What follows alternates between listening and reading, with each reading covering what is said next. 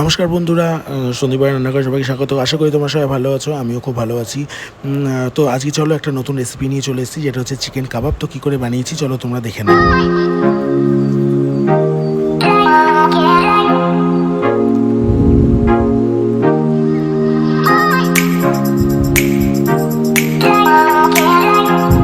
তো প্রথমে আমি কিছু বোনলেস চিকেন নিয়ে নিয়েছিলাম, সেটাকে আমি মিক্সিতে দিয়ে ফাইন পেস্ট করে নিয়েছিলাম। তো এটা করার জন্য পুরো ফাইন পেস্ট লাগবে। এরপরে আমি পেঁয়াজটাকে কুচিয়ে নিয়ে তার মধ্যে লবণ মিশিয়ে জলটা যেন ছেড়ে যায় সেই জন্য রেখেছিলাম, কারণ এটা খুব জরুরি, কারণ জল থাকলে বাইন্ডিংয়ের প্রবলেম হবে। এরপরে কিছুটা বেসন নিয়ে আমি রোস্ট করে নিয়েছিলাম, খালি কড়াইতে সুন্দরভাবে টেলে নিয়েছিলাম, যে কাঁচা গন্ধটা বেসনের সেটা চলে যাবে এবং রোস্টেড বেসনটা বেশ সুন্দর লাগবে খেতে। এরপরে কী লাগবে আমি সব তৈরি করে নিয়েছি। তো তারপরে দেখো যে পেস্টটা রয়েছে, সেই পেস্টটার মধ্যে আমি প্রথমে কিছুটা বেসন দিয়েছি, যত পরিমাণ বেসন লাগবে তোমার চিকেনের ওপরে নির্ভর করছে এবং বাইন্ডিংয়ের ওপরে। তো বেসন দিয়ে দিয়েছিলাম, তারপর লেবুর রস ও লঙ্কা কুচি দিয়েছিলাম, পরিমাণ মতো লঙ্কা কুচি, ঝাল হলে বেশ খেতে ভালো লাগে। এরপরে রসুন কুচি, আদা কুচি এবং ধনেপাতা কুচি সবটাই দিয়ে দিয়েছিলাম। কিছু বেসিক মশলা দিয়েছিলাম, যেটা হচ্ছে কাশ্মীরি রেড চিলি পাউডার কালারের জন্য, গোলমরিচ গুঁড়ো, কাবাব মশলা, তারপরে একটু গরম মশলার গুঁড়ো, লবণ, এইগুলো সব দিয়েছিলাম। এবং পেঁয়াজটা যে আমি লবণ দিয়ে রেখে দিয়েছিলাম সেটা দেখো পুরো চিপড়ে আমি জলটা বের করে নিয়েছি, কারণ জলটা থাকলে বাইন্ডিংয়ের প্রবলেম হবে। তো সেই জন্য পুরো জলটা দেখো কতটা জল বেরিয়েছে। এই জলটা থাকলে বাইন্ডিংয়ে খুব প্রবলেম হতো এবং করবার সময় কাবাব ফেটে যাওয়ার একটা সম্ভাবনা থাকে। এরপরে সব বেসিক মশলাগুলো দিয়ে আমি ভালো করে সুন্দরভাবে আমি ওটাকে মেখে নেব। সুন্দরভাবে যতক্ষণ ধরে মাখবে, বেশ সুন্দরভাবে মশলাগুলো চিকেনের সাথে ভালো করে মিশবে এবং খেতে খুব সুস্বাদু হবে।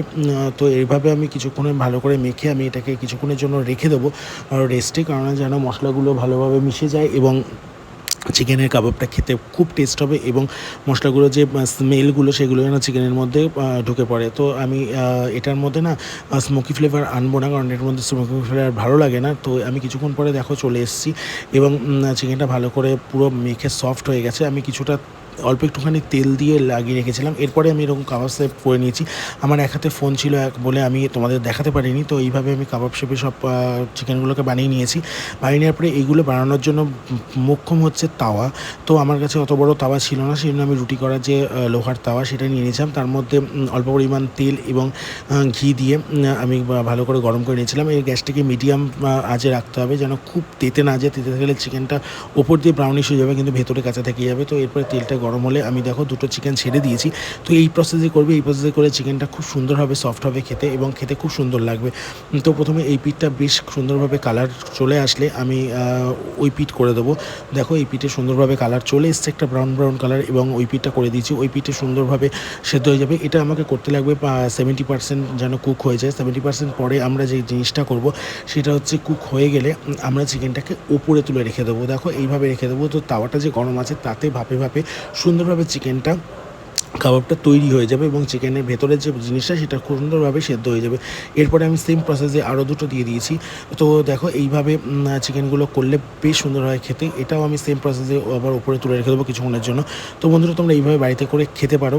এটা স্ন্যাক্স হিসাবে খুব সুন্দর লাগবে খেতে এবং সবাই খুব সুন্দরভাবে খাবে, আর চায়ের সাথে খুব সুন্দর লাগবে। তোমরা একবার বাড়িতে বানিয়ে দেখতে পারো। তো এইভাবে আমি কিছুক্ষণ পরে দু পিঠ হয়ে গেলে 70% বা 80% যতটাই করে আমি কিছুক্ষণের জন্য রেখে দিয়েছিলাম। এরপরে আমি হাত দিয়ে দেখব, যদি নরম থাকে তাহলে ভাববে যে চিকেনটা এখনও ভেতরে কাঁচা আছে, আর যদি ভাবো দেখে বোঝো যে সুন্দর শক্ত হয়ে এসছে তাহলে ভাবে চিকেনটা হয়ে গেছে। তো আমার প্রত্যেকটা চিকেন সুন্দরভাবে বয়েল হয়ে গেছে। তো আমি উল্টে বিল্টে দেখে নিচ্ছিলাম যে কোন দিকটা কালারটা সুন্দর এসছে। তো এইভাবে আমি সুন্দরভাবে তৈরি করে নিয়েছিলাম। এরপরে আমি পরিবেশন করে দিয়েছিলাম দেখো ধনেপাতা কুচি ছড়িয়ে লেবু দিয়ে এবং গ্রিন চাটনির সাথে। তো বন্ধুরা, এইভাবে তোমরা করে খেতে পারো, খুব ভালো লাগে। তো ভালো লাগলে ভিডিওটা লাইক করো, কমেন্ট করো, সাবস্ক্রাইব করো এবং ফেসবুকে দেখে থাকলে ফলো করো। আর যদি কোনো ভুল ত্রুটি থাকে তোমরা অবশ্যই কমেন্টের মাধ্যমে জানিও। তোমরা পাশে থাকলে আমিও আরও নতুন ভিডিও দিতে পারবো। তো আজকের মতো নমস্কার বন্ধু।